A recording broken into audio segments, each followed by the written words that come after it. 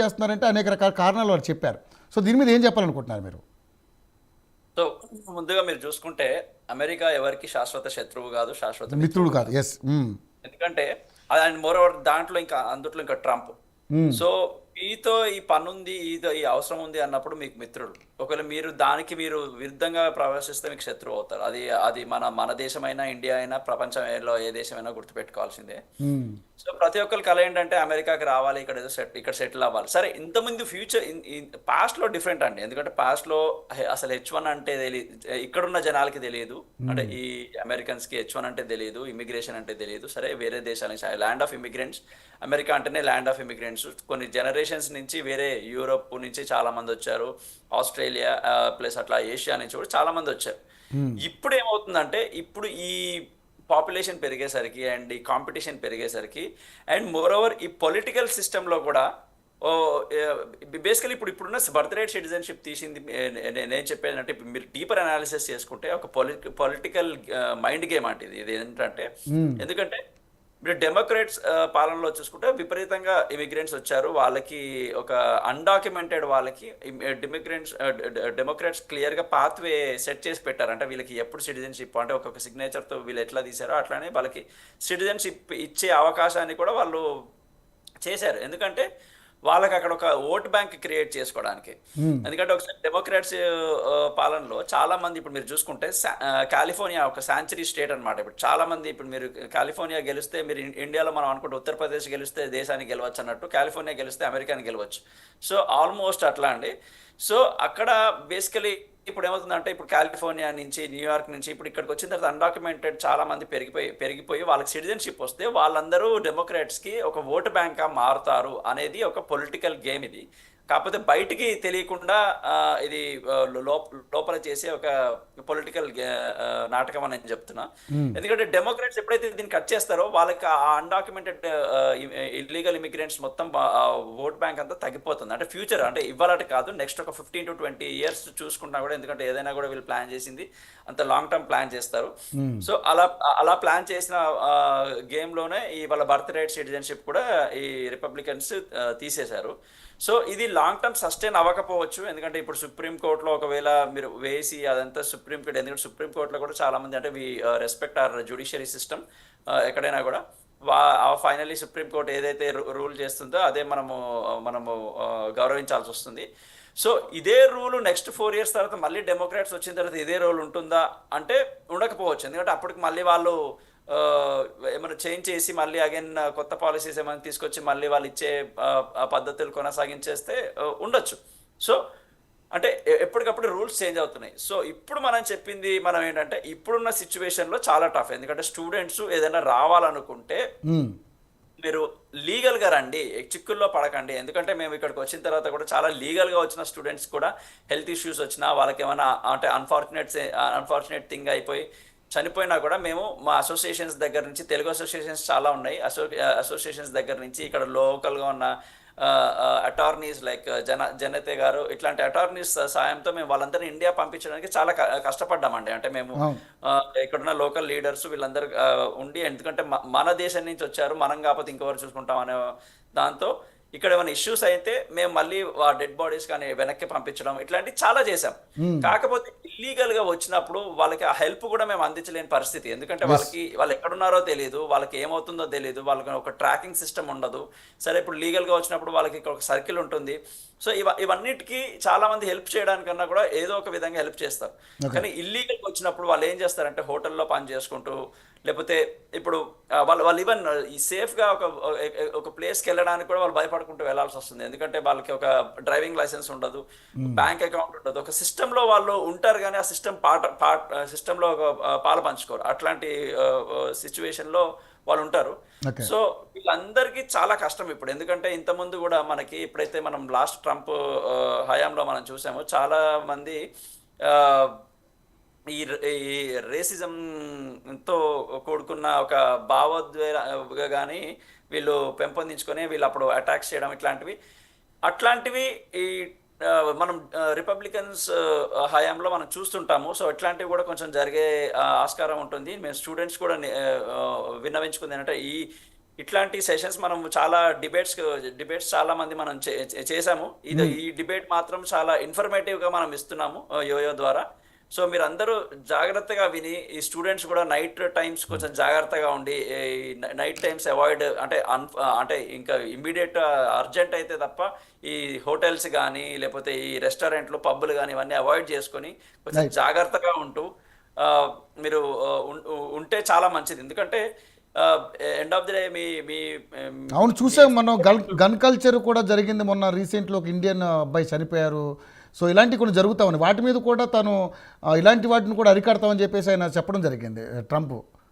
అవును అవును, ఎందుకంటే ఇక్కడ గన్ కల్చర్ అంటే ఇక్కడ వీళ్ళ సిస్టంలో ఉందండి. ఎందుకంటే ఇప్పుడు మీరు చూసుకుంటే మీరు బేసిక్గా ఇప్పుడు ఇక్కడ గన్ కల్చర్ అంటే ఫ్రీగా అవైలబుల్ ఎందుకుంటే వాళ్ళ సెక్యూరిటీ సిస్టమ్ అండి. ఇప్పుడు మనం ఏమంటారు గన్ కల్చర్ ఒక యాంగిల్ నుంచే ఆలోచిస్తాం, కానీ వాళ్ళ సెక్యూరిటీ సిస్టంలో భాగం ఆ గన్ కల్చర్. ఇప్పుడు ఏమవుతుందంటే ఆ సెక్యూరిటీ నేను చెప్తాను. ఎందుకంటే ఇక్కడ ఇల్లులు చాలా మంది మీరు చూసుకుంటే మన ఇండియాలో లాగా దగ్గర ఇల్లులు ఉండవండి. ఇక్కడ చాలా దూరం ఉంటాయి. వీళ్ళు కొంతమంది ఫారెస్ట్ లో ఉంటారు. విలాస్ గారు ఒక 5 నిమిషాలు అండి. విలాస్ గారు ఒక 5 నిమిషాలు క్లోజ్ చేసేద్దాం. ఇప్పుడు మీరు చూసుకుంటే కనుక ఇప్పుడు ఒక అరణ్యంలో ఒక ఫారెస్ట్ లో ఒక 5-6 ఏకర్స్ లో ఒక ఇల్లు ఉంటుందండి. సో అట్లాంటప్పుడు వాళ్ళకి సెక్యూరిటీ అంటూ ఇప్పుడు ఆల్ ఆఫ్ ఎ సడన్ ఒక అంటే అడవిలో నుంచి వచ్చిన జంతువులు కానీ లేకపోతే ఈ థ్రెట్స్ నుంచి ఎప్పుడైనా వచ్చినప్పుడు వాళ్ళని వాళ్ళు కాపాడుకోవడానికి ఆ గన్స్ అనేవి వాళ్ళకి అవైలబుల్గా ఉంచారు. ఓకే, దానికంటే మిస్యూజ్ చేస్తున్నారు, ఇలాంటి అటాక్స్ జరుగుతున్నాయి. అలాంటప్పుడు గవర్నమెంట్ ఎటువంటి నిర్ణయం తీసుకోబోతుంది అనేది కదా ఇప్పుడు కొత్తగా ఆయన మాట్లాడింది. అదే చెప్తున్నారు. సో ఇప్పుడు దాన్ని కొంచెం టైట్ చేస్తున్నారు. అంటే ఇంతకుముందు అట్లా ఫ్రీగా ఇచ్చే వాటిని వాళ్ళ సెక్యూరిటీ సిస్టంలో భాగంగా ఉన్న ఆ గన్స్ని వాటిని ఇప్పుడు వీళ్ళు టైట్ చేసి ఇప్పుడు ఎక్కడ పడితే అక్కడ అవైలబిలిటీ లేకుండా ఇంకా కొంచెం డాక్యుమెంటేషన్ కొంచెం గట్టిగా అంటే స్క్రూటినీ చేసి ఆ బ్యాక్గ్రౌండ్ వెరిఫికేషన్ అట్లాంటి ఇంతకుముందు అలాంటివి ఏం లేకుండా ఈ బ్యాక్గ్రౌండ్ వెరిఫికేషన్ చేసి ఆ గన్ ఎందుకు నీడ్ అంటే ఇప్పుడు మా ఇల్లు ఇలా ఉంది, మేము దూరంగా ఉన్నాం అంటే ఇట్లాంటి జస్టిఫికేషన్ అంటూ ఇవ్వాలన్నమాట. ఇంతకుముందు అట్లా ఫ్రీగా ఇచ్చేవాళ్ళు. ఇప్పుడు అట్లాంటి జస్టిఫికేషన్ ఇచ్చే డాక్యుమెంటేషన్ కొంచెం స్ట్రాంగ్గా చేసి ఇస్తామని చెప్పేది ట్రంప్ చెప్తున్నారు. మేబీ అది చేస్తారు కూడా, ఎందుకంటే అది నాట్ ఓన్లీ ఇక్కడున్న లీగల్గా వచ్చిన ఇమిగ్రెంట్స్కే కాకుండా ఇక్కడున్న లోకల్ సిటిజన్స్కి కూడా ఇష్యూ అవుతుంది. చాలామంది అంటే మానసికంగా వీళ్ళు కొంచెం మంది డిస్టర్బ్ అయిన వాళ్ళు కూడా ఆ గన్స్ని బయటికి తీసుకొచ్చి యూజ్ చేసి అమాయకులను ప్రాణాలు తీస్తున్నారు. సో అట్లాంటివి చాలా సో ఇవన్నీ చూసుకుంటే ట్రంప్ సైడ్ నుంచి పాజిటివ్గా తీసుకోవాలి సో తను చేసే దాంట్లో.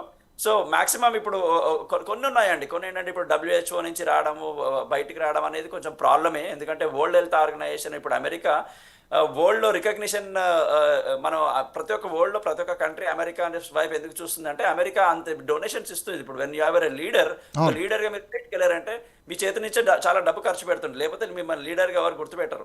సో అదే విధంగా అమెరికా కూడా ఒక లీడర్గా మీరు బయటకు వచ్చినప్పుడు మీరు అంత ఖర్చు పెట్టి వాళ్ళందరినీ దేశానికి ఇప్పుడు ఎవరో ఒకరు ఇప్పుడు మనం ఇంట్లో ఫాదర్ చూస్తాము, ఒక విలేజ్లో సర్పంచ్ చూస్తాం, తర్వాత ఎమ్మెల్యే ఎంపీ.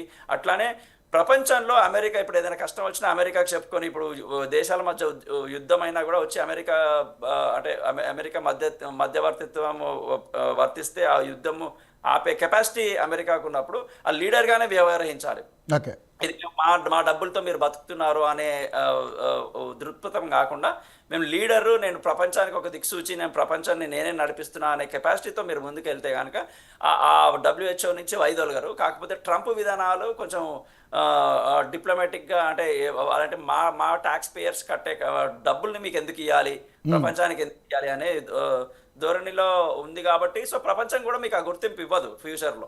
సో ఇవాళ ఇస్తుందేమో కానీ ఆఫ్టర్ 10 years ప్రపంచానికి అమెరికా ఏం చేస్తుంది, మేమెంతో మీరు కూడా అంతే అనే ఒక యాంగిల్లో ముందుకెళ్తుంది. కాబట్టి ఆ స్టేటస్ కోల్పోయే ప్రమాదం కూడా అమెరికా ఉంది. సో ఇక్కడ ఉన్న లీడర్స్ కూడా అది అర్థం చేసుకోవాలని నేను కోరుకుంటున్నాను. సో మొత్తానికైతే శాశ్వత మిత్రత్వం శాశ్వత శత్రుత్వం ఉండబోదు అనేది క్లారిటీ అమెరికాకి ఎప్పుడూ ఉండదండి. శాశ్వత శత్రుత్వం ఎప్పుడూ ఉండదు. ఎందుకంటే ఇప్పుడు మిడిల్ ఈస్ట్ తో ఫ్రెండ్షిప్, తర్వాత రష్యాతో ఫ్రెండ్షిప్, ఇప్పుడు ఏంటంటే వాళ్ళకున్న ఆయిల్ రిజర్వ్స్ అన్ని ఎప్పుడైతే ఇప్పుడు వరకు అమెరికాలో ఉన్న ఆయిల్ రిజర్వ్స్ ఎప్పుడు వీళ్ళు డ్రిల్లింగ్ ఎప్పుడు చేయలేదండి.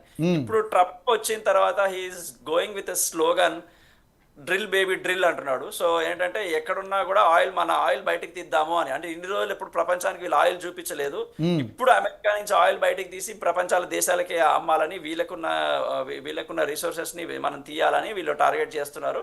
సో ఎందుకంటే ఇప్పుడు రష్యా నుంచి మనం ఆయిల్ తీసుకున్నాము, మిడిల్ ఈస్ట్ దగ్గర నుంచి ఆయిల్ తీసుకున్నాము. సో నేను వేరే కంట్రీస్ కూడా మనం ఇప్పుడు మన భారతదేశం లాంటి కంట్రీస్ కూడా మనం చెప్పుకునేది ఏంటంటే అమెరికా పెట్టే అన్ని నిబంధనలు మనం పాటించాల్సిన అవసరం లేదు. అంటే ఎస్. మన దేశానికి మనకి ఏదైతే ఉపయోగపడుతుంది, మన పౌరుల కోసం మనకి ఏదైతే ఉపయోగపడుతుంది అట్లాంటి డెసిషన్స్ తీసుకోవాలి. ఎందుకంటే వాళ్ళు ఏమనుకుంటున్నారు, అమెరికా మీద మనం ఏదో వాళ్ళ సుప్రిమేసీ మన మీద ఉంది కదా, వాళ్ళు ఏమన్నా అంటే వీళ్ళకి ఇక్కడ కొనొద్దు అంటే మనం అక్కడ ఆపేయాల్సిన అవసరం లేదు. ఎస్, ఎందుకంటే yes. Every country is going forward. ప్రతి ఒక్క కంట్రీ వాళ్ళ ఓన్ ఇండిజీనియస్గా వాళ్ళ మ్యానుఫ్యాక్చరింగ్ సెగ్మెంట్ కానీ, డిఫెన్స్ సెగ్మెంట్ కానీ, రైట్. ఫార్మా సెక్టర్ కానీ ప్రతి ఒక్క కంట్రీ గ్రో అవుతుంది. ఇంకా అందులో ఇండియా ఇంకా బాగా గ్రో అవుతుంది. సో అట్లాంటప్పుడు మనం డిపెండెన్సీ అవసరం లేదు. ప్రతి ఒక్క అంటే మేము ఇక్కడి నుంచి మీరు ఆపేయాలని అన్నప్పుడు ఆపేయాల్సిన అవసరం కూడా లేదు. మనకంటూ మనం ఎప్పుడైతే మనం మ్యానుఫ్యాక్చరింగ్ సెగ్మెంట్లో అన్నింటిలో మనం చేసుకున్నప్పుడు ఎవరికి భయపడాల్సిన అవసరం కూడా లేదు. Right, right. జింతరెడ్డి గారు, ఇక ముఖ్యంగా చూసుకుంటే వ్యాపార వలస భవిష్యత్తు ప్రపంచ ప్రతిభను ఆకర్షించడంలో దాని ప్రభావం ఎలా ఉంటుంది? ముఖ్యంగా చూసుకుంటే వ్యాపార వలసలపై ట్రంప్ శకం విధానాల దీర్ఘకాలిక ప్రభావాలు ఏ విధంగా ఉండబోతున్నాయి మేడం? ఫైనల్గా చెప్పండి.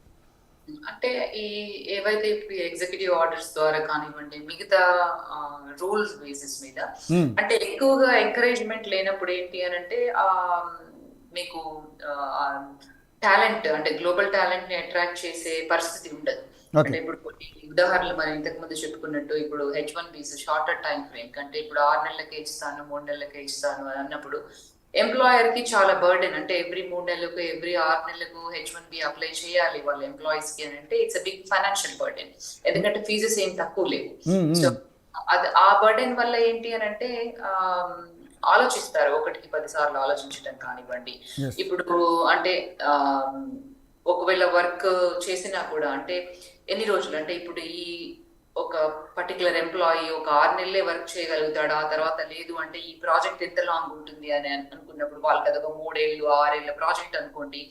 ఈ రిసోర్సెస్ ని మనం హైర్ చేసుకుంటే షార్ట్ టర్మ్ గానే ఇతను సర్వీసెస్ ప్రొవైడ్ చేయగలుగుతాడు. అంటే అతని దగ్గర టాలెంట్ ఉంది, అంతా ఉంది, ఈ has all the skill except this work authorisation. So దీనివల్ల ఏంటి అంటే ఎక్కువగా డిస్కరేజ్ చేస్తున్నట్టు.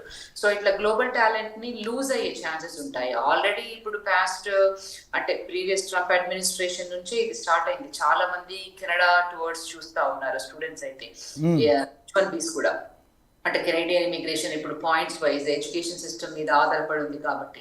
కాకపోతే ఇప్పుడు కూడా అక్కడ ఎక్కువగా బ్యాక్లాగ్స్ అయ్యి రీసెంట్ గా నేను లండన్ లో గ్లోబల్ ఇమిగ్రేషన్ కాన్ఫరెన్స్ అటెండ్ అయ్యాను. సో వాళ్ళు కూడా చెప్పేది ఏంటి అని అంటే అక్కడ గవర్నమెంట్ ఎక్కువ ప్రామిసెస్ చేసి ఎక్కువగా బ్యాక్లాగ్ అయ్యాయి. ఒకప్పుడు కెనేడియన్ ఇమిగ్రేషన్ సిస్టమ్ లో బ్యాక్లాగ్స్ ఉండేవి కాదు. సో అట్లా వాళ్ళకి ఎక్కువ టాలెంట్ అట్రాక్ట్ చేయడంతో కొన్ని ఎక్కువగా ఓవర్ ప్రామిసెస్ చేయడంతో అక్కడ కూడా బ్యాక్లాగ్ అయింది. సో బేసిక్ గా ఇవన్నీ బ్యాలెన్స్ చేసినప్పుడు మాత్రమే అంటే గ్లోబల్